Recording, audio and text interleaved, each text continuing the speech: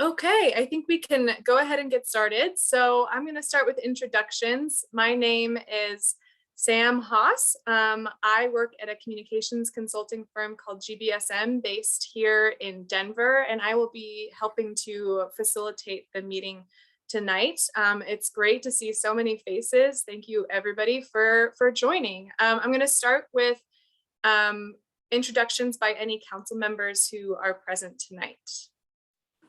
Good evening, everyone. Thank you for joining us. My name is Amanda Sandoval, and I've had the honor of chairing this redistricting process. So I really appreciate all of you showing up tonight. And thank you, Sam, and I look forward to a great presentation. Good evening, everybody. I'm Stacy Gilmore, and I represent District 11, and I'm the council president. And it's super excited to have you joining us this evening.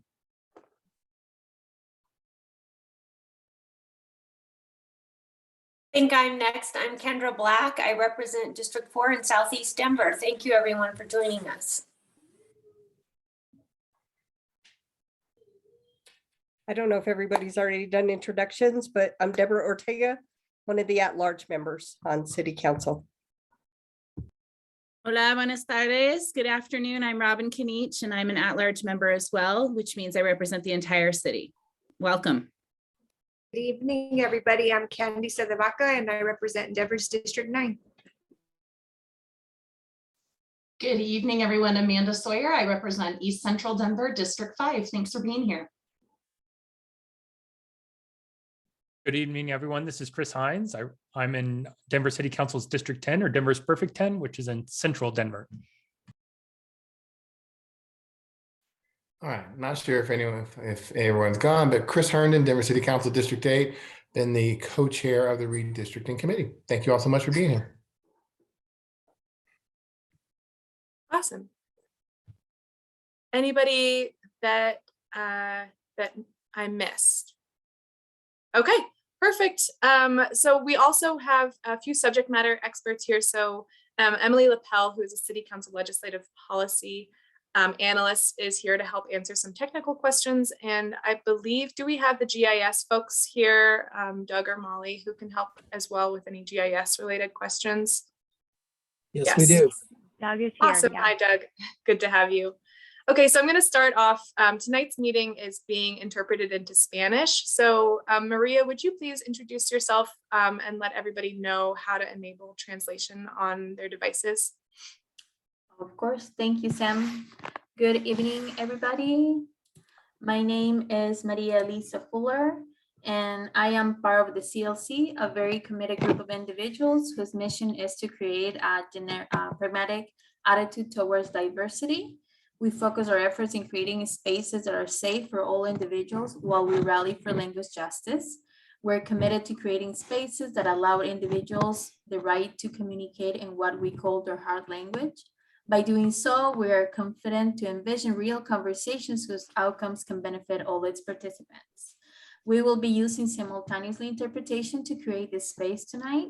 When I finish saying this in Spanish, we will turn on interpretation and you will see a globe icon in the bottom of your screen. So if you're fully bilingual, feel free to choose the channel of your preference. If you would like to listen in Spanish, just select the Spanish, and I do make a suggestion to mute original audio so there's no confusion with both languages. Buenas tardes con todos. Mi nombre es María Elisa Fuller. Soy parte de un grupo muy comprometido con el CLC. Somos individuos cuya misión es generar una actitud pragmática hacia la diversidad. Centramos nuestros esfuerzos en crear un espacio seguro para todas las personas, mientras nos movilizamos en favor de la justicia lingüística. Estamos comprometidos a crear espacios que permitan a cada individuo la oportunidad y el derecho de expresarse en lo que llamamos su lenguaje de corazón. Al hacerlo, estamos seguros de visualizar conversaciones reales cuyos objetivos puedan beneficiar a todos los participantes. Utilizaremos la interpretación simultánea para crear el espacio el día de hoy. Cuando termine de decir esto en español, activaremos la interpretación y usted verá un icono de globo terráqueo en la parte inferior de su pantalla. Si es que usted es bilingüe, siéntase libre de escoger cualquier canal que usted desee. Si desea escuchar la presentación en español, presione la palabra español y le sugiero que ponga silenciar audio original para que no escuche a los dos canales al mismo tiempo. That's all I have to say for tonight. Thank you, Sam. I'm ready when you guys are. Just go ahead and assign me as interpreter. Thank you so much. Okay, great. Thank you so much. So I believe before we start, Council President Gilmore has a few words that she'd like to share. Oh, well, thank you so much, Sam. And thank you, everybody, for being here this evening. We are honored to virtually host the second meeting around redistricting, a process that City Council undertakes with the community. First and foremost, always the community to weigh in on redistricting in our city. And I'd like to thank Sam and her team and also council members Sandoval, Herndon, and Black. They have really done a great job in leading this process thus far, setting these community meetings up and really outlining a process that I think is transparent, more so than we've ever seen before in this process. And as City Council undertakes this conversation tonight, I want to make sure that we're hearing from community members. This is really your meeting. You hear a lot from council members at different times and different venues. This is really a space for you to weigh in and to have your voices at the forefront. And so I'm looking forward to listening to what you have to say and your ideas and really understanding how City Council is undertaking this process, but also that we must adhere to our city charter and that we are going to draw 11 council districts, but that we're also needing to have those council districts be as equal in population as possible. They need to be contiguous territory. They need to be as compact as possible, and they need to contain whole election precincts. And we need to approve the maps that you might be seeing tonight.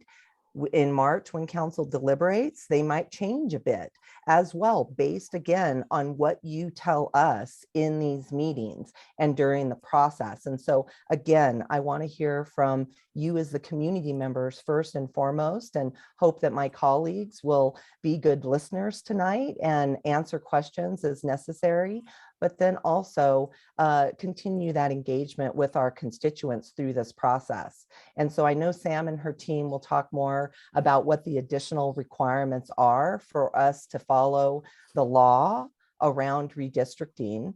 And it's been really interesting in the additional work that Council Chair Sandoval has done in leading the redistricting work, because we have technology to assist us. We have these community meetings to hear from you.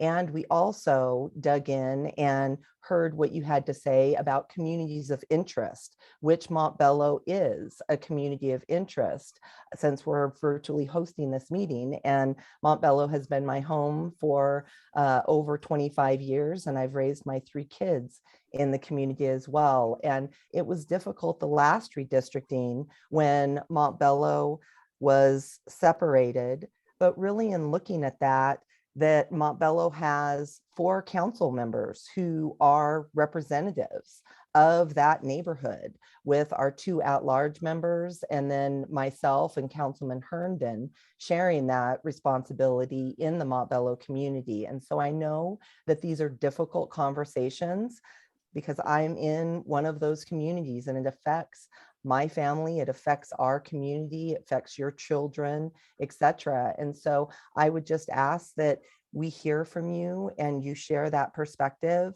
and that we know that this is a difficult process, because we have grown a lot in the far Northeast, and that has helped us secure different grocery store options. It has helped us secure Costco and different retail coming to the neighborhood, but that also comes with an increase in population. And so looking forward to the conversation. And I wanted to pause there and see if Councilman Herndon wanted to provide any remarks, since we share in the representation of the Montbello community. Thank you, President Gilmore. I'm just excited to hear the conversation. You know, it's interesting when we think about redistricting, when you're in the corner of a community, you don't see the options as varied as those in the middle. And particularly when we're dealing with a population that we cannot deviate from above a certain percent, it sadly does not give us the flexibility as mentioned before, but so glad to see this turnout. This was a larger turnout than I believe we had last week. So I will be quiet and look forward to the dialogue. Thank you. Great. Thank you so much to both of you for those statements. I believe Councilman Torres joined. Do you want to introduce yourself? Good evening, everyone. I'll be very quick. I'm just here to observe and hear what you have to say. Councilwoman Jamie Torres, I represent West Denver District 3. Great. Thank you so much. Okay, then we can get started. Just really quickly, going to give a high-level overview of the technology that we'll be using tonight. So obviously we're on Zoom. During the discussion portion of the meeting, if you have questions or comments, if you can go to the reactions button and click on the raise hand, that would be the best way to get everybody's attention, or you can just speak up if needed. We'll also be using Mentimeter, which is a polling software that we'll be using to ask a couple of questions using your phones, as well as a website tool called Miro, where we'll just provide you a link to provide your input on the proposed maps. So when we get to the point of using each software, I'll have my colleague Sid provide some clear directions. And if at that point you still have any questions about any of the technology, feel free to just speak up. We want to make sure that everyone's able to participate. So even if we need to modify that, we gather your input to accommodate unease around those platforms, we're happy to do that. So Sid, if you don't mind sharing the presentation, we'll just get started. Great. Next slide, please. So just to review the meeting purpose here, obviously we are here to offer our input on the proposed district maps. So for each map, I will be asking you to give thought into what you do like, what you would change about each map, and then why. Why is that change important to you? We'll then come back together to have more of a comparative discussion about the maps and talk with each other about what drives you to favor one map over others. What concerns do you have about the proposed maps? And all of this is in order to provide council with a range of community options and preferences to help them make their final decision. So just to walk through the agenda, I'll just be providing a short educational presentation about redistricting here in the beginning. And then the majority of the meeting, since we're not in person, it won't be open house, but we tried to replicate that as much as possible, where we will be having you all take a little bit of time with each of the 6 maps that are proposed and provide your feedback through that virtual software Miro that I mentioned. And then we'll come back and be able to have just a dialogue and discussion around the maps after you've had the chance to digest them a little bit. And finally, we'll end the meeting with some polling to provide some quantitative input and indicate your preferences around the maps that you just reviewed. So I am sure that we are all wonderful here, but just to walk through a couple of the meeting guidelines that I'd love us to adhere to tonight. Just remaining generally courteous and respectful of us all as humans tonight, providing productive ideas and feedback. So things that will help council in their decision. And along those same lines, we are here to talk about redistricting. So if we can stay on task, that would be great. And then just generally, I encourage everybody to actively listen, keep an open mind and refrain from interrupting each other and help us stay on agenda. So we're hoping to get out of here by 7 o'clock. I will try to move through this quickly and give as much time for the real juicy bits after the presentation. So what is redistricting? At a basic level, redistricting is the process of drawing the boundaries around districts in which public officials are elected. Effective redistricting accurately reflects population changes and diversity and allows for equitable and fair representation.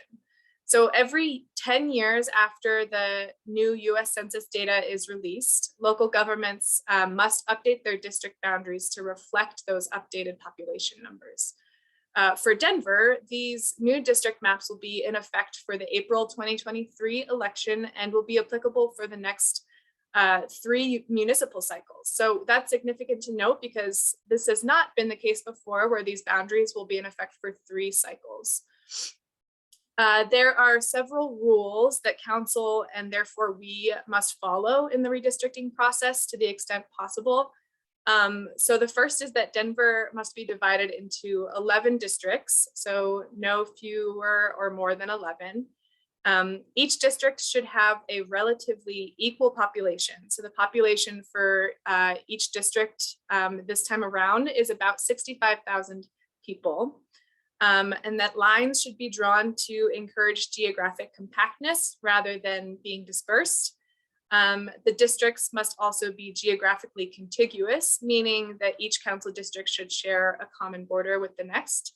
And then finally, districts should be comprised of full election precincts. And I'll just note that it's become clear to me in helping design these meetings just how challenging that's been for everyone who submitted a map to try to meet all these criteria while also keeping all those communities of interest together. So as we look at the individual maps, it'll just be important to also think about those parameters as we think about our communities. Next slide, please. So why is redistricting important? I can't overstate enough how critical it is that these new districts will be the boundaries for the next 3 municipal elections. So when thinking about why you prefer certain maps over others, it's important to really be thinking long-term. Redistricting at every level is critical because as populations grow, they often do not do so equally. So some grow faster or differently than others. So reconfiguring district lines to make sure that they really align with populations is important so that communities have equal access to representation. Redistricting dictates who will be elected and how those officials will advocate for their community and respond to needs. It's simple, but that's a really important fact. And then we'll be talking a little bit more about communities of interest later. But again, these districts should ideally represent any concentrated population where there are common social and economic interests that should be included in a single district for effective and fair representation. Next slide. So how has Denver changed? The next couple slides just visually show Denver's population shift over the last 10 years. As you can see in the legend, some districts, a little bit small, but some districts have drastically grown in population size. So District 8 has grown by nearly 21,000 people. Other districts have seen a comparatively lower growth rate. So District 3, for example, has grown by about 900 people. Next slide, please. This slide shows population change. So which districts have seen stable growth, which have seen a slight gain, which have had a moderate gain, and then which have had a major gain. So as you can see, districts 2 and 3 have seen gains of fewer than 1,800 people. Districts 5, 6, and 7 have seen gains between 1,801 and 8,000. Districts 1, 4, and 10 have seen gains between 8,001 and 13,000. And districts 8, 9, and 11 have seen gains of more than 13,000. Next slide. So it's also critically important to consider the racial group plurality. So redistricting impacts how diverse communities are represented in their legislative bodies. For example, redistricting can ensure that communities of color have a fair opportunity to elect candidates who represent their interests and will advocate for them. Next slide. Over the past 70 years, Denver's districts have shifted dramatically. So this shows in 1950 when Denver's population was around 416,000. And it's important to note here that at this time there were only 9 districts, and now we have 11.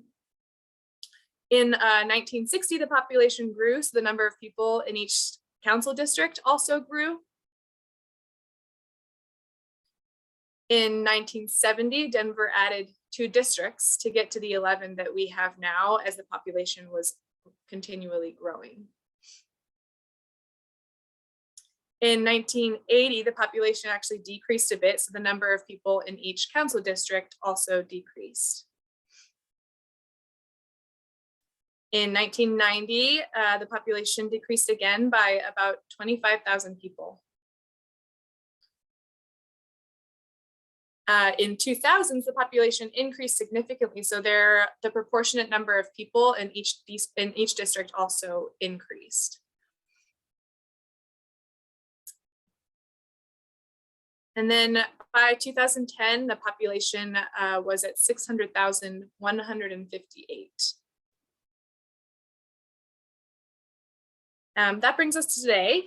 Denver's population has grown by about 20%. So we're now at 715,522 residents of Denver. The goal, as I mentioned, is to split that evenly. So each district has about 65,000 residents. So just going to talk a little bit about the process. As mentioned, Denver City Council is required to redraw its council boundaries every 10 years. A small working group of council members has convened since the fall of 2020 to draft an outreach plan and methodology for redistricting. The chair of that council working group also met one-on-one with each council member to discuss district boundaries and resolution content. In total, 22 maps were submitted, including maps submitted by members of the public and council. And council decided that they wanted to assess a total of 13 maps maximum during these community meetings occurring through February. So they weighed the various maps and came up with the 6 that we'll be discussing tonight. After these meetings, we will create and submit a comprehensive report that summarizes the feedback that we've received across the meetings and provide that to council. And then they will consider all of that input and change and tweak the maps as needed before reaching their final decision. The public hearing at which the final map will be adopted is taking place on Tuesday, March 29th. Next slide. So community engagement. So engagement has occurred in 3 phases throughout this process. Before the census data was released, the city collected public input through Representable, where people could identify communities of interest, which we'll get a little bit more into on the next slide. During the second phase, the public was given the opportunity to review the census data. And we're now in the third phase, in which community members have drawn and submitted and have also their own maps through the Maptitude software. Council members have reviewed those maps and have also developed their own and integrated the maps and have gone through a real deliberative process to determine the maps that they would like to submit, which you will all be discussing tonight. So that brings us to tonight, where we'll be vetting those maps so that council can make their final decision at the end of March. So to talk a little bit more about communities of interest, one step in the public input process to date to choose these 6 maps presented has been through the Representable Tool. This tool was originally created as an anti-gerrymandering tool in which community members are encouraged to submit areas that they consider communities of interest. This is defined as a group of people who share common social and economic interests and would benefit from remaining in a single district. Communities of interest, they're often used to help identify areas where there are prominent social identities. For example, they can often be used to identify the Latinx community. People were given an opportunity to map communities of interest, and the data on the screen is what was received. So just because the map does not show all communities of interest in every area of the city, that doesn't mean that they don't exist. It just means that participation was limited and no community members submitted one for that area. So also here, I think it's really important to define gerrymandering. Gerrymandering is the practice of drawing district lines in a way that favors one group. It allows politicians to choose voters instead of voters choosing politicians. Minority groups have disproportionately suffered from the manipulation of district lines. And we have extensive resources on the city's redistricting website focused on gerrymandering if you want to learn more.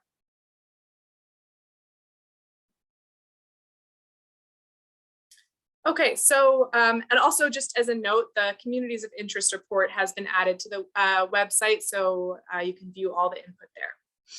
In terms of next steps for this process, there are 6 of these community meetings held throughout the city. So after all of these meetings, we will create a report that summarizes both the quantitative and the qualitative data and input that's received during these meetings, and that will inform council's decision on the final map. I did also want to note that I will be presenting the outcomes of the previous week's community meetings during council's redistricting committee meetings every Monday following these meetings. These are open to the public and they're recorded, I believe. So if you're curious what other community members have thought during these meetings, that's a great reference point. Our aim here was to provide sort of a clean slate at each of these meetings so that everybody had the same information to work from. Great, next slide, please. So it is about 6 o'clock and we're going to be spending the next half hour spending some time individually with the maps. So we'd like you, your time management is kind of on, it's your discretion how you'd like to spend that time. It will be open format style. So yeah, you'll be managing our time and how much time you spend with each map. We're using a platform called Miro, as I mentioned, to collect your input. So Sid, I'm going to ask that you describe Miro, and if anybody has any questions, as I've mentioned, please feel free to speak up. I want to make sure that this is a participatory process. Absolutely, and I just put the link for this in the chat here so it can be easily clicked on. It's case sensitive as well if you're typing this in. So I'm going to share my screen to help everyone walk through the Miro process. As you can see already, 12, 13, the numbers counting the number of people that are coming on there. So when you first arrive on the screen, you might be somewhere out in a different portion. If that's the case, please go ahead and use the zoom tool and draw yourself back over to the collection of maps. As you can see here, we have the maps that have been sponsored. On the top of the maps that have been sponsored up here, we have the current city council districts. Beneath them, we have the sponsored maps. To move yourself around this space, click on the cursor over here until it appears as a hand, and you can start dragging yourself around. You can take a look at all of the maps, like Sam said, and manage your own time. You can zoom in close to them. They're all high resolution images, so you can look and see what the current maps look like. And then you can scroll down and you can see what the sponsored maps look like. To provide comments on the maps, please, if you look at the left side of the screen, on the 4th icon below, it's a sticky note. If you click on that, it'll give you the option to choose a color. You can choose any color. Pull it over to the map itself or wherever you would like. Within this box here, place the note there. It'll prompt you to start typing, and you can type in text and it'll decrease in size as you type. We can be here for any sort of technical support you need as you go with these maps, and I can continuously enter the link into the chat to make sure you have access. Sam, do you have any questions off the top of your head that would be helpful to answer? I don't think so. I think just questions around if anybody has any questions off the bat in terms of challenges accessing this or any issues so far. And let me also reiterate one thing, that it's very helpful on our end for the purposes of capturing all of the information if you use this sticky note feature as opposed to one of the others. And also please note that if you do use the sticky note feature, all of the comments are anonymous. And just to reiterate here, the goal is to get your all's input onto, first of all, what you like about each map. Second, if there's anything that you would change about each map, And then third, why that change is important to you. So those are the 3 questions on each of these maps. And as I mentioned before, we do have a few technical experts here who can help answer any questions, as well as council members here.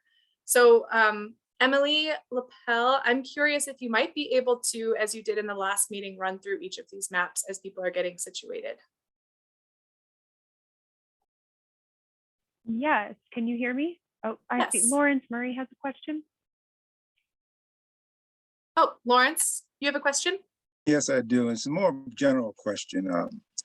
First off, I think you said in 1960, the city went from 9 to 11 districts. Is that correct? I believe it was 1970, but around that time, yep. So my question to that is, what created that change? Since the current number we have is based on law. So what allowed the city to move from 9 to 11? I can help with that, sir. Yeah. So the 11 council districts is based in our charter, which is another term for like what we build everything on. It's our constitution in Denver, but we call it our charter.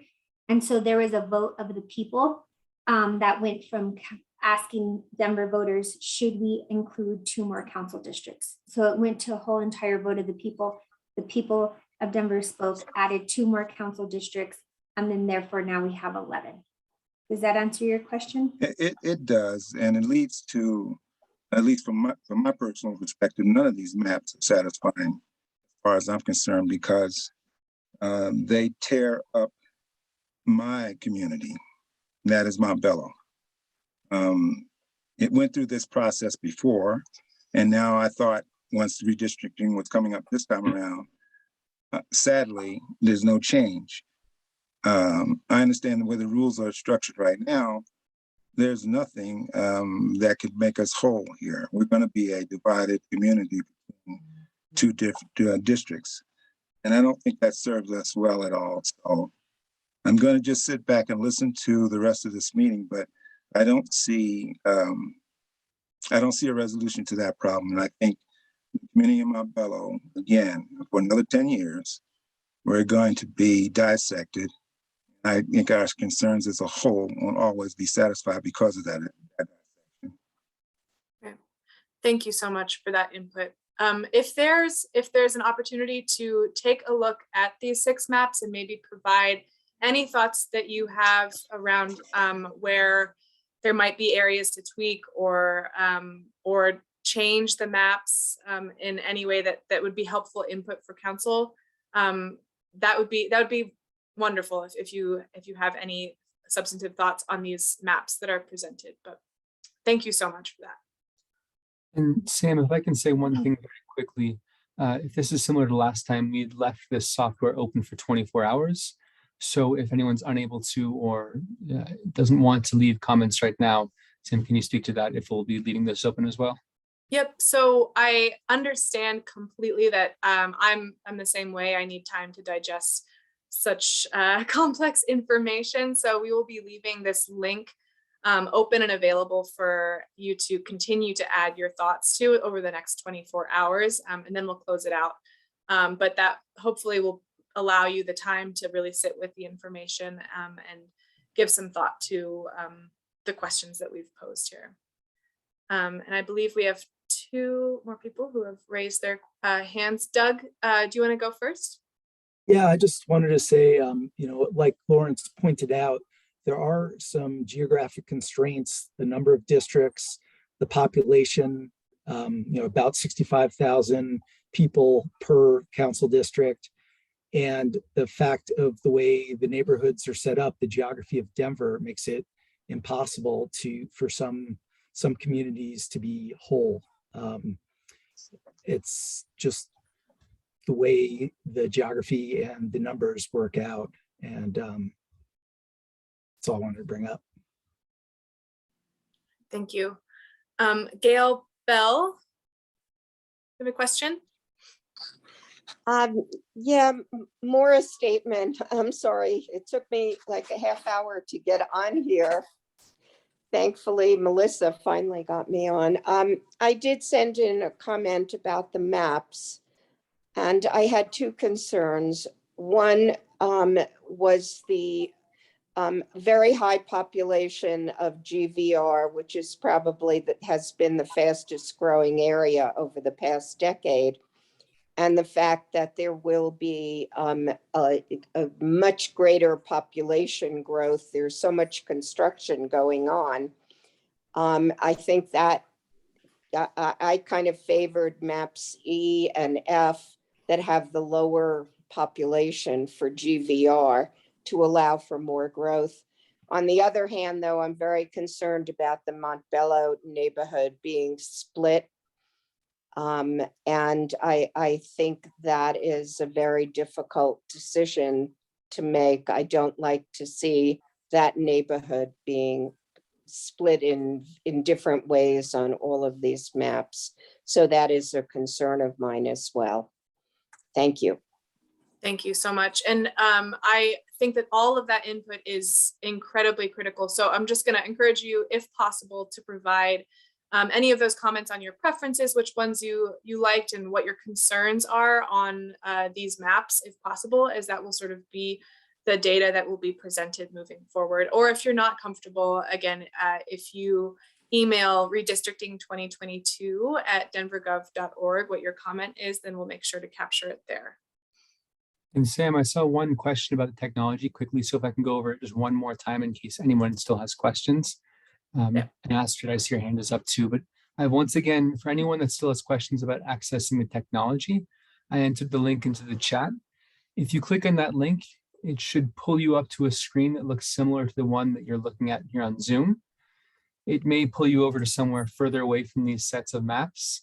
If you click on this cursor at the top until your mouse becomes a hand, you can drag around and look at the map that you prefer to comment on. You can, in the bottom right-hand corner of the screen, click on zoom in to go closer.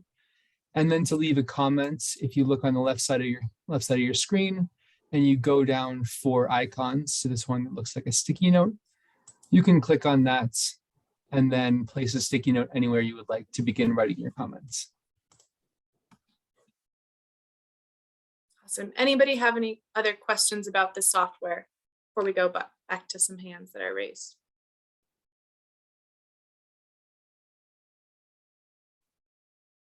Okay. I believe Astrid, you were first.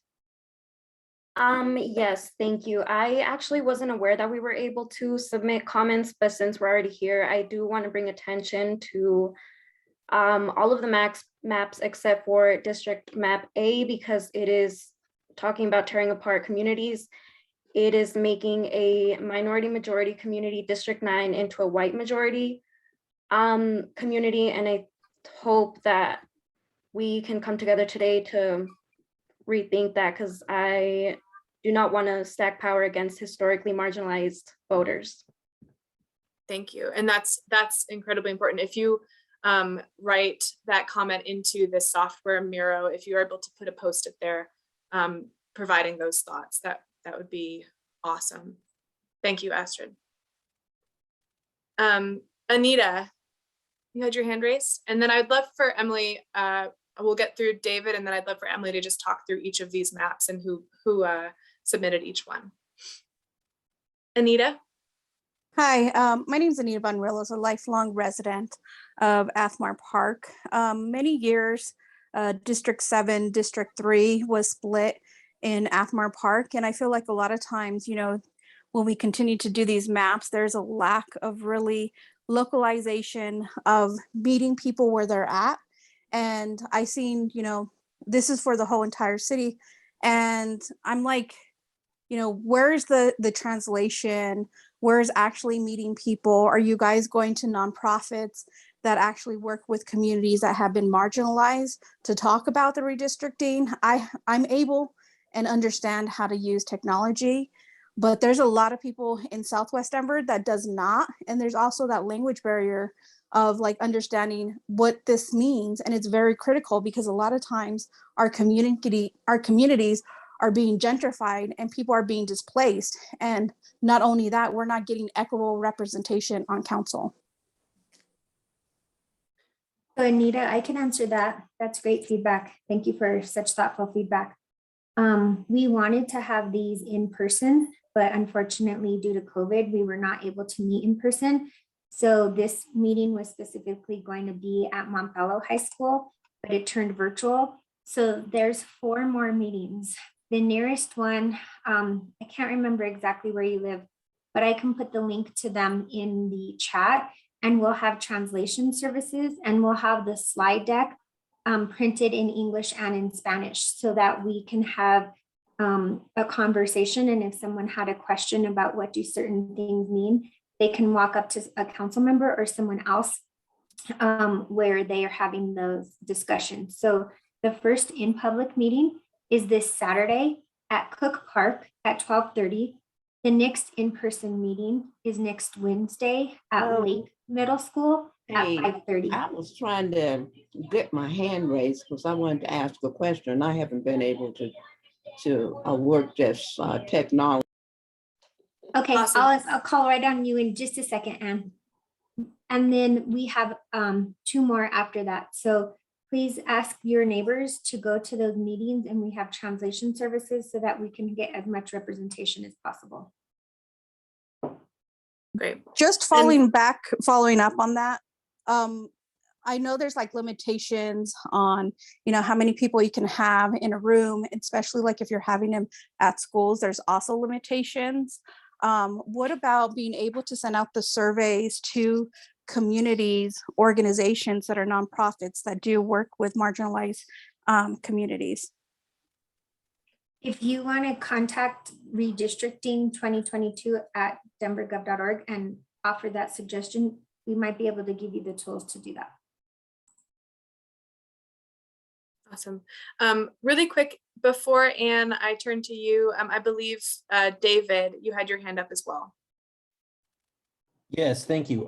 I've been following along in the chat in addition to all of the text, and one thing that was brought up, and I don't think has been brought up specifically by anybody speaking so far, is that apparently all of these districts had to be drawn so that all incumbent council members would still be in their districts or would still have a district to themselves.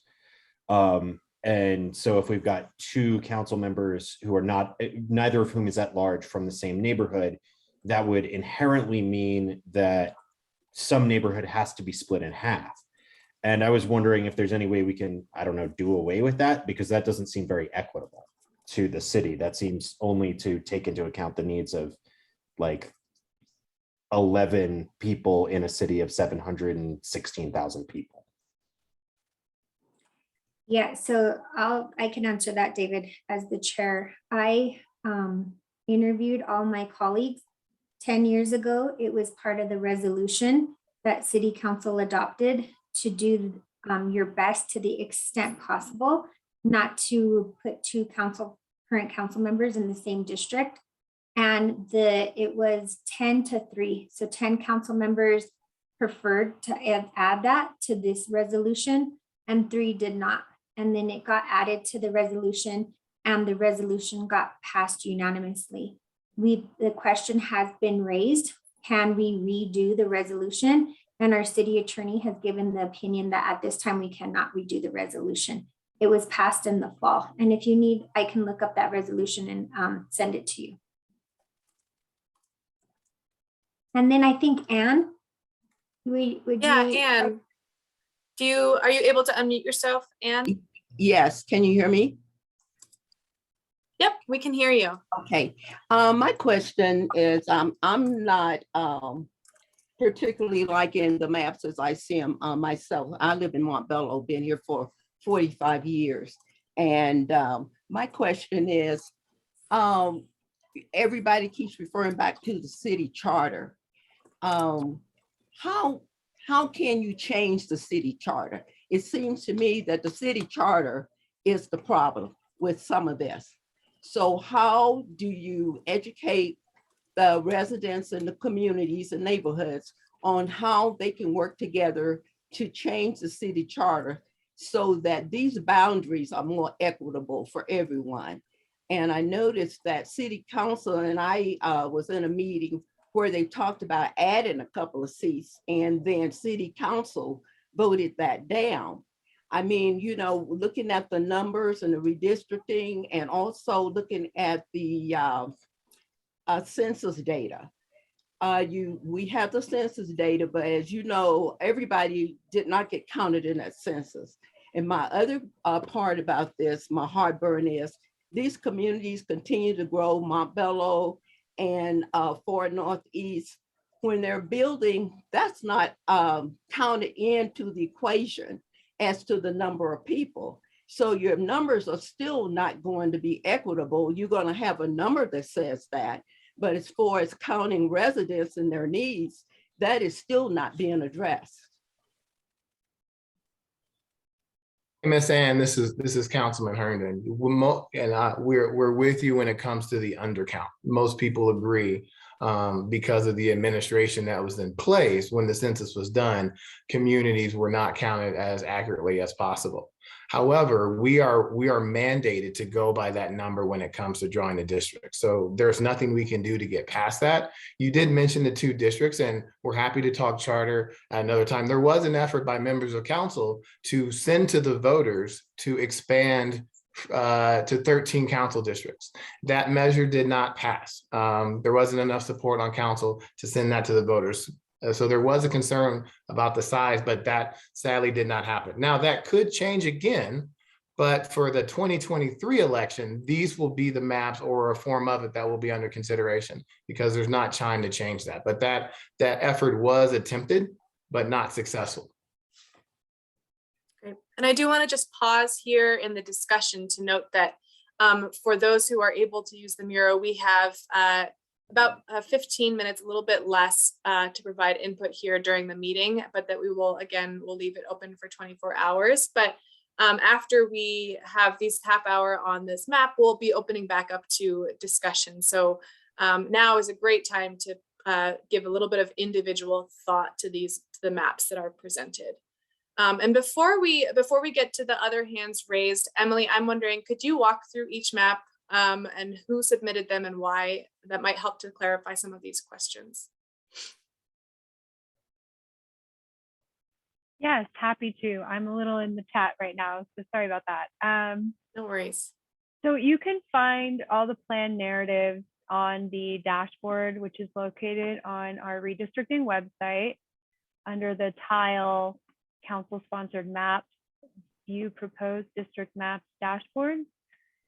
For our in-person meetings, we have map booklets available as well that are, 8 by 11.5 printouts of the proposed map and the narrative and map sponsor on the back. So if you have recommendations on how we can make this more inclusive and accessible, please put those in the chat or email us at redistricting2022@denvergov.org. But for additional context, Plan A is sponsored by Councilmember Seda Baca. Her narrative states, I drew this map with an eye towards equity and preserving the communities of interest identified in the Representable.org map and through conversations with constituents and the D9 redistricting town halls I held last fall. The aim of my map is to correct for the huge population shifts over the past 10 years that have left us with such a wide disparity in population and representation between council districts currently. Currently, District 2 is 13% under the target population of 65,000 constituents, whereas District 9 is 16% over that target population size.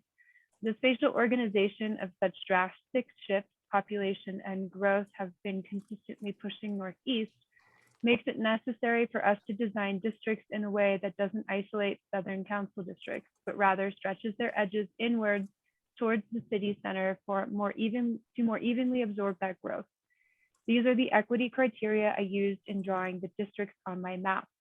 Doesn't crack or dilute historically marginalized voters, doesn't pack or concentrate historically marginalized voters, doesn't stack power against historically marginalized voters, considers census undercounts in marginalized areas, and considers past and future growth trends. Plan B is sponsored by Councilmember Torres. Her plan narrative reads, we asked community to help us identify their communities of interest, and several areas of town were quite clear about neighborhood unity and continuity. This map reflects key communities of interest in West Denver, keeping Barnum, Barnum West, Westwood, Athmar Park, and Blvd in one district. It also keeps 5 Points whole, provides representation of downtown Central Business District and Union Station by more than one council member, connects Auraria to Lincoln Park, unifies the East Colfax neighborhood, connects College View to Loretto Heights, and keeps both Northeast Park Hill and Lowry whole. This map respects as much as possible neighborhood cohesion. However, with a reduction in 55 precincts, it was a challenge to avoid splitting all neighborhoods. Districts are compact and deviation from the goal population is a max 4.01% and a minimum negative 2.56%, with a total range of 6.57% difference, with most districts hovering around +1% or -1% deviation. This map assumes that our city will continue to grow in population. Districts that will likely carry that growth are positioned to absorb it in an equitable manner. Plan C is sponsored by Councilmember Flynn. His plan narrative reads, this map is based on communities of interest and compactness and was drawn intentionally to minimize the amount of change and swapping of areas. Plan D is sponsored by Councilmembers Clark, Herndon, Cashman, Hines, Gilmore, and Black.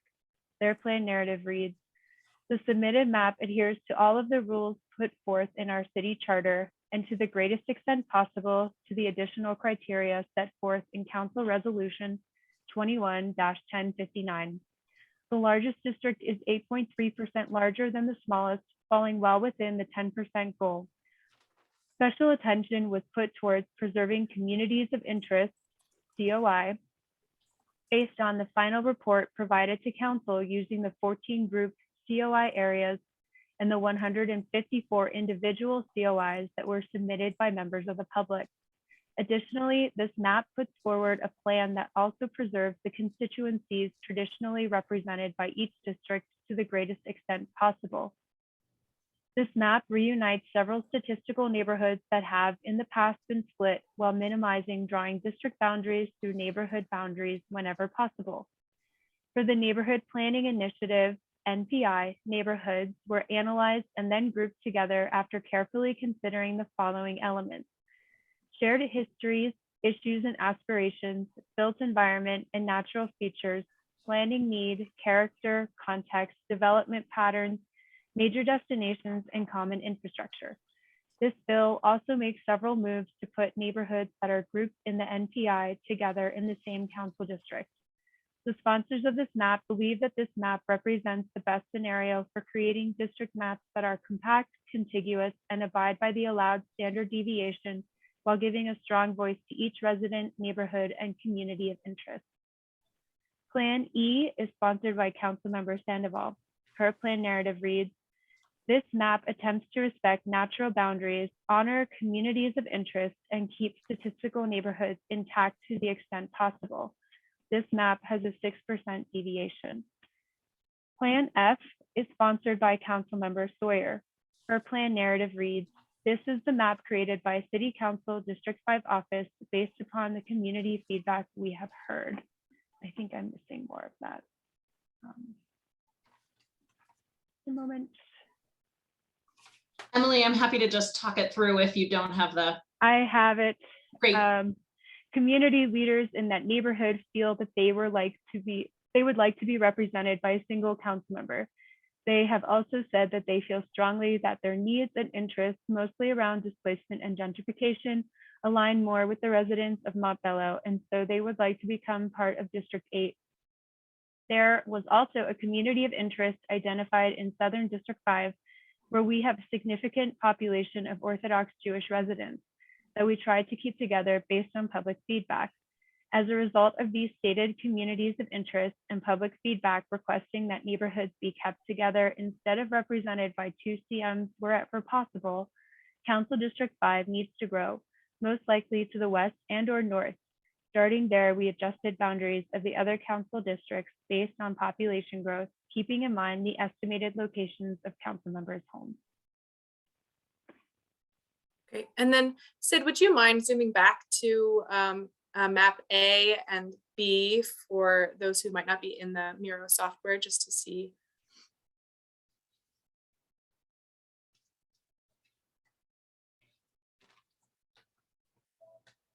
There's map A. And then over to map B. You did. I was on the Zoom. Great. I haven't picked it up yet. It's sitting on. Awesome. And I believe we have other questions with people who have their hand raised. So before we get to that, does anybody have any questions around accessing Miro? I think Sid just dropped the link again in the chat. But any questions around how to use this software? We're going to wrap up this portion of the meeting in about 5 minutes. But as I mentioned before, it will be open for comments within the next 24 hours. Okay. Tyler, you had your hand up. Hi, my name's Tyler Drum. I'm from Montbello. And I have a question in regards to why, because of COVID, did Montbello's meeting have to turn virtual, but the next 3 meetings still get to be in person? I'm just concerned about us getting the short end of the stick, and I'm trying to understand what the difference is that makes it so that we can't meet in person, but the next 3 meetings can go ahead in person. Hey, Tyler, I'm happy to answer that, and Council President Gilmore can weigh in as well. We had to make this decision a couple of weeks ago, whether or not we were going to be in person or virtual. And so that is not true. I'm sorry. Christine, well, can I please finish? It would be really, as we were deciding whether to go in person or virtual, we were basing off of the current data because of COVID. And I believed it was safer to do it virtually because of where COVID was then. And so President Gilmore, please weigh in if I'm saying anything incorrectly about why we chose to do this meeting virtual. Things got better and then move forward with in person. So go ahead, President Gilmore. Yeah. If you Thank you, Councilman Herndon. Yes, we unfortunately, due to the rising COVID rates, had to pivot January 4th to a totally virtual format for both City Council and our committee meetings. And I made the decision that it was better to stay virtual so that we could support our healthcare system and make sure that we weren't contributing to more folks going into our healthcare system with the rising COVID rates. And so we stayed in line with our courts in Denver. They are staying virtual through February 11th, this Friday. And so to, again, not confuse the public on one part of government going back and one not, we decided to stay virtual through the end of this week, and we'll return to in-person on the 14th. And honestly, a lot of our elders in the community are familiar with the Zoom format, and we hope that we would have more participation. And we have over 100 people on this meeting, but there's still the additional meetings that folks can also attend. And just to reiterate, everyone is absolutely welcome to come to the in-person meetings, and the input for those meetings won't be weighted for one community over the other. It's really an open format for anybody to attend. So please feel free to come to any of the next 4 meetings in person. We would love to hear your input in person. Okay, and I will just remind people of the ground rules of remaining courteous and respectful during these meetings. I think it's really important that we allow everybody to have a respectful dialogue around the key issues here. So I'm going to turn to Christina Alonso. Christina, do you have a comment? I do, and I appreciate that, Sam, but I do want to point out that this meeting is, we are the constituency, and we should be able to voice our concerns. Specifically, when I see in the chat that the redistricting was drawn around the incumbents, especially in Montbello, that is, to me, that is troubling that has occurred, because that is very political. And if Absolutely. that is, case, that should not happen. And as it relates to the meeting going virtual, why not postpone this meeting until the following week or a week or so after the other ones are done, so that we could have made ours in person as well, rather than taking them virtual? Because I believe this is the only virtual one of all of the meetings. I can take that one. So as the chair of the redistricting meeting of the committee, we started working on the placement of the meetings in November. And so many, it's not that easy to request a school within a couple weeks. There's a lot of details that go back and forth. And I just have to say, Christine, we did our best to have the most transparent process. I was hoping that we did not have to have any of our meetings virtual, except for one. That was our goal. And so unfortunately, given the high rise of COVID numbers, I looked to my colleagues who represent these areas and looked to best practices. And most meetings are taking place virtual right now. So you have the same exact meeting format will be presented. I believe the next meeting that's closest to this area is Manual High School. So feel free to please drop into Manual High School. It will be the same exact format. We're not changing any format, so everybody can go to all the meetings and expect the same outcome. And also, meaning in the meetings, not the outcome on the maps. And also, not every council district was able to have a meeting. For instance, Council District 1, I don't have a meeting in my council district. So I'm partnering with Council District 3 to host that meeting. So not every council member was able to have a council meeting facilitated like this, but each council member is able to have their own outreach. And so I have met with some of my RNOs. I've gone over this. I host office hours. So there's, I believe, a lot of opportunity to meet with people and to talk about this. Well, I appreciate that, Amanda. However, I do feel like, as Tyler Drum mentioned earlier, it is like we are getting the short end of the stick out here in Montbello, especially because the changes are happening in Montbello on every single map. So yes, it does appear that this is very political. Thank you for your comments. They've been noted. Appreciate it. Thank you. Okay, so we are going to wrap up this portion of the meeting on the Miro software. As I mentioned, we will work to, as I saw a comment around sort of the jumble sticky notes, and I understand that we'll work to sort of clean up those. But if, as you're commenting, you're able to sort of decrease the size of them and help us in that, but we will definitely within the next 24 hours be working to clean that up so that you can see the information presented more clearly. But that again, this will be open for 24 hours.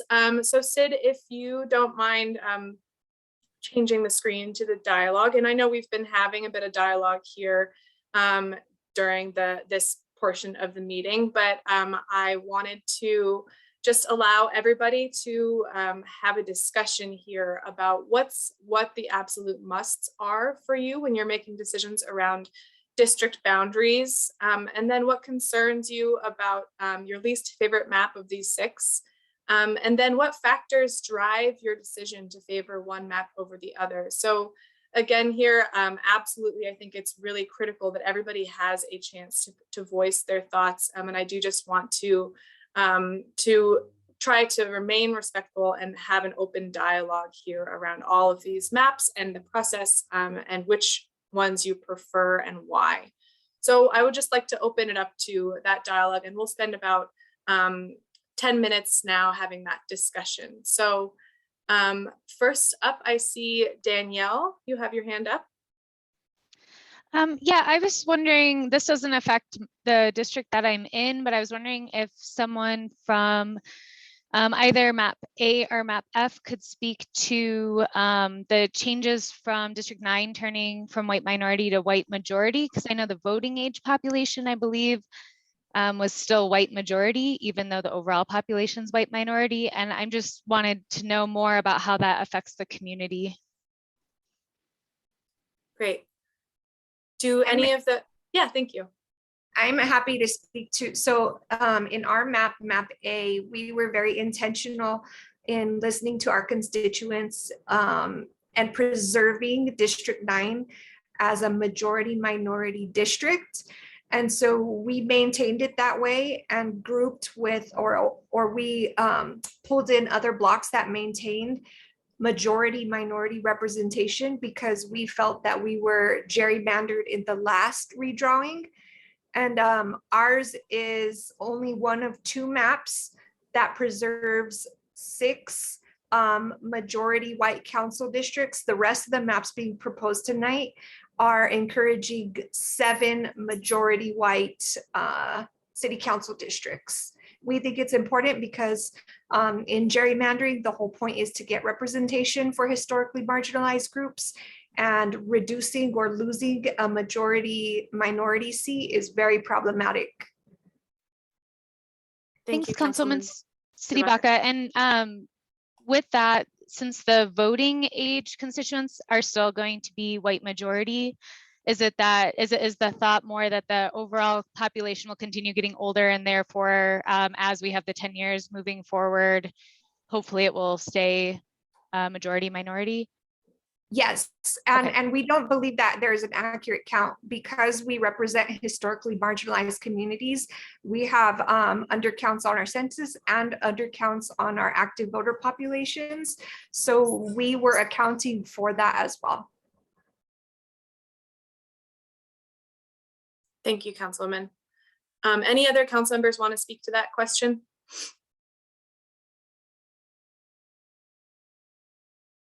Okay. Great. I have a 303-371 number with their hand up. I'm not sure what the name is. And I think that they have to hit *6 to unmute on a phone. I think you're right. I didn't think I would know that being in virtual. And the host can also click on the number and ask them to unmute. That helps as well. Awesome. I just did that. Okay, well, Hello? Yes, we can hear you now. Hi. Oh, okay. Hi, how are you? I wanted to ask a question. I'm really concerned about these maps, all of them. And the reason why is because I'm hearing so many different messages here concerning Montbello. I've been out here for about 36 years, and I'm a part of the 2020 group. And, you know, it just seems like to me that Herndon is our councilman. And I don't hear you speaking in behalf of our community and anything that's going on out here. And I'm not pleased with all of this. And so I want to know how can I get even more information about all of this? Because from what I was hearing, I think they were saying that this Baca is the one that set up this map. Well, why wasn't our leader involved? Why wasn't Herndon? Were you involved in this when this was set up?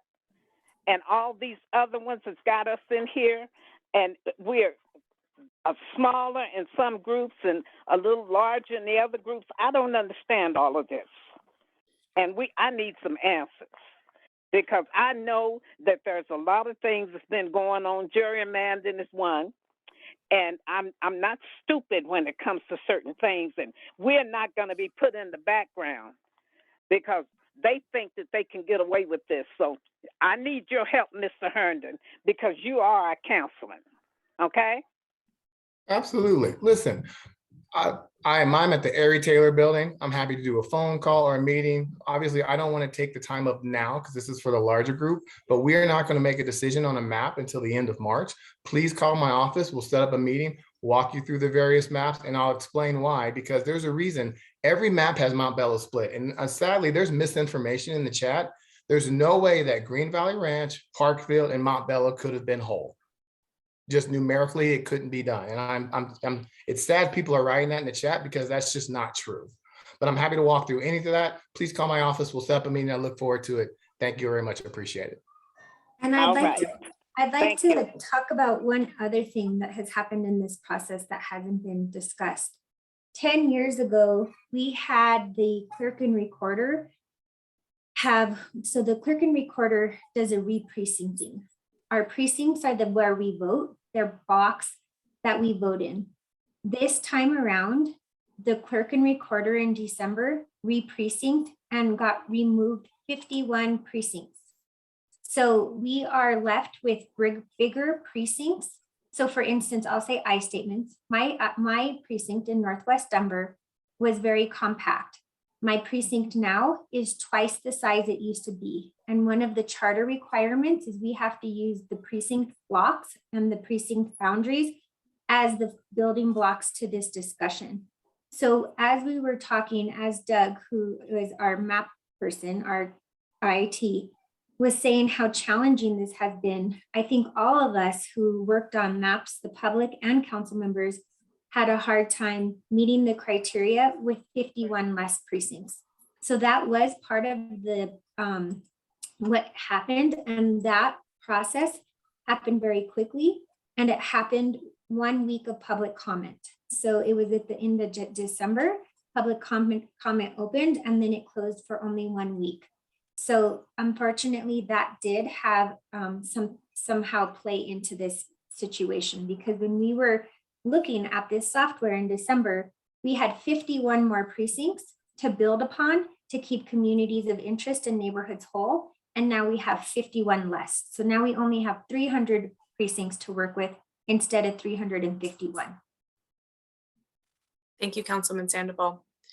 Okay, so in the next 20 minutes or 15 minutes, we do have one last exercise for you all, which will help us get some quantitative feedback on what you all think. And that's a cell phone poll. So Sid, if you could go to the next slide. So apologies, if you do have comments or questions, please email redistricting2022 at denvergov.org, or feel free to come to another one of these community meetings. We do have to finish at 7, and I think it's important that we move on to these polls. So Sid, do you mind walking through the poll exercise? Certainly. So the poll exercise can be completed on a cell phone. It can be completed on a computer. If you can toggle away from this meeting currently, if you're on Zoom. If you go to the website www.menti, that's MENTI.com, and I will put that in the chats, you'll be prompted to enter a number. If you put in the number 1145-3626, like I put in the chat, you will then see this question ahead of you. The question is also translated into Spanish, and you will be asked to answer the question of where your community is located. We'll give a certain amount of time to answer this question, and when we go forward, you will then see a new question pop up. Can you answer that one? Any questions about this process? I just dropped it in the chat again. It's menti.com. And you can use both your cell phone, or if you're on your computer, you can open a browser and use that. And again, the code is 1145-3626. We're already seeing some great response.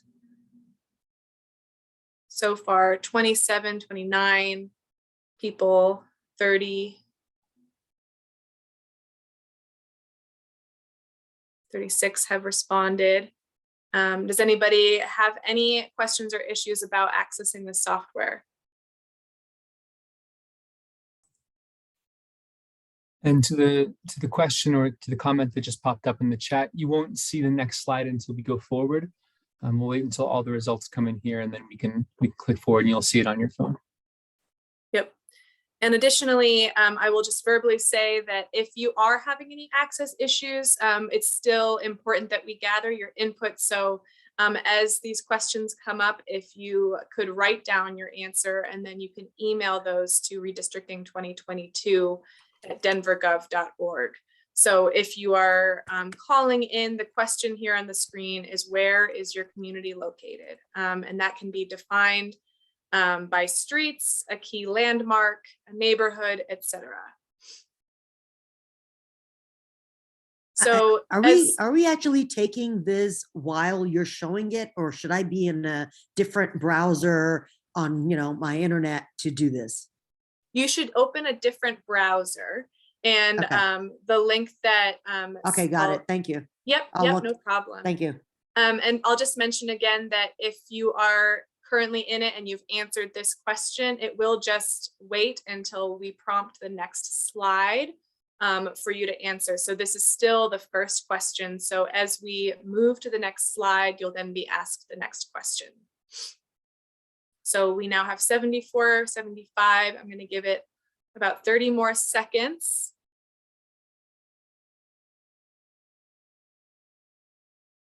And the slide has not changed. We're just seeing the live answers being sort of shown on screen as we go. So this is still the same slide as the first question.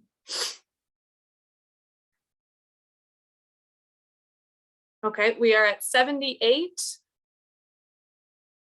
And I think we've slowed in terms of response. So 79. All right. Sid, if you don't mind moving to the next slide, I think we are ready. Okay, so in this next question, it asks you to rank the maps in order of preference. And Sid, if you can drop the link to the Miro again so that people can be comparing the maps, that would be great.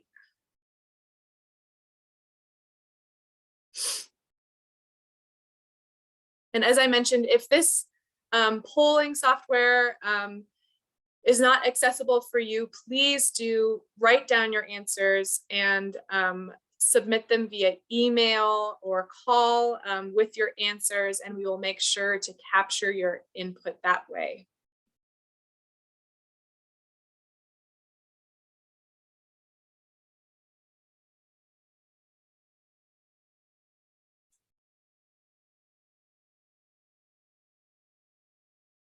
It looks like we have about 33, and I think our number was 80 last time, so we'll give it a couple more minutes.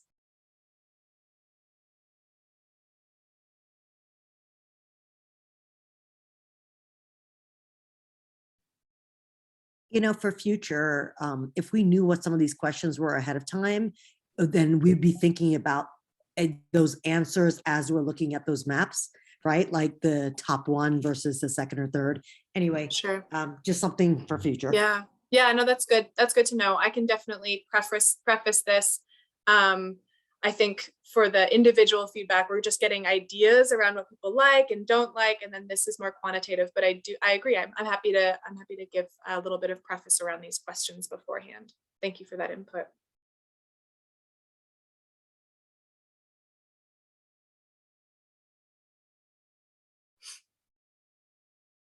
And to some of the comments in the chat about the digital privilege, we did our best to be inclusive. And so I wanted to make sure that we had some type of polling, but we have 4 more in-person meetings. So I would really like to make sure that we have people attending those. So it would be great if we can have people attend the next 4 meetings. And if you have any questions, I added the email in the chat, and it is redistricting2022@denvergov.org.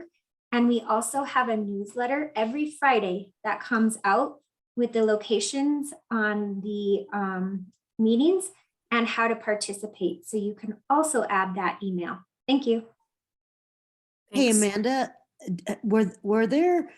did you guys have any yard signs and stuff that could have gone around parks with all the meeting dates? Is that something that was done? I mean, I know I try to promote this in the RNO as much as possible, but once I learned of it myself. But were there other tools for the marketing of this information of the meeting specifically besides digital? There haven't been any tools besides digital in my council district. I don't know if other council members have flyered. We had a limited budget, and I felt like our budget needed to be on facilitation because in the last process 10 years ago, the council members were facilitating the meetings. And so I wanted to make sure we had facilitation. So it was a neutral party facilitating. And Councilwoman Sandoval, we also did the citywide flyer. We spoke about redistricting. Well, thank you. There was a flyer that spoke to that as well. How long ago? It was in December. It was in December, and every council member, every council district had a little blurb from their district council person, and then the 2 at large, and then the entire back page was redistricting. Correct. Yeah, thank you. I think one of the things that council needs to think about is, kind of the attention span of people and what the right time for sharing this information is. I mean, it's difficult. I realize that, I'm in a space where I'm trying to get information out, so I understand the challenge. But I think that communication piece of it and really trying to meet people where they are really needs to be an important aspect of getting this information out. This is so important. I couldn't stress it enough. Thanks. Thank you so much. Great. And just to confirm, Councilwoman Sandoval, the information on the meetings and where their locations are, is there a central location for that you can point people to? You're muted. Thanks. It's the redistricting website, and on the redistricting website main page, tile 6 says redistricting 2020 meetings, and it's a calendar. I will put the link into the chat. Thank you so much.